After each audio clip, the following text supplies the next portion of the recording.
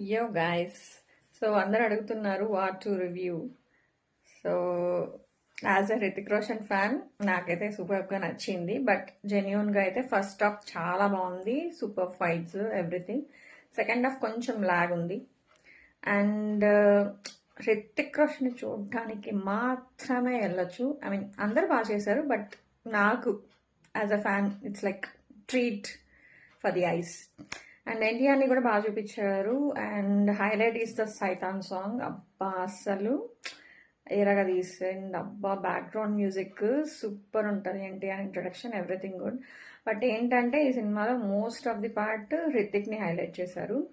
So ఎన్టీఆర్ని తగ్గించారని కాదు, but still based on his experience, action, everything NTR కంటే హృతిక్ రోషన్ చాలా బాగా చేశాడు.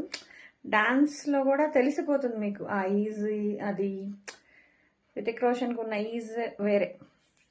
అండ్ ఎన్టీఆర్ చేస్తాడు, బట్ హృతిక్ రోషన్కి సరిపోలేదనే చెప్పాలి. ఐ మీన్ నా రివ్యూ ఇది.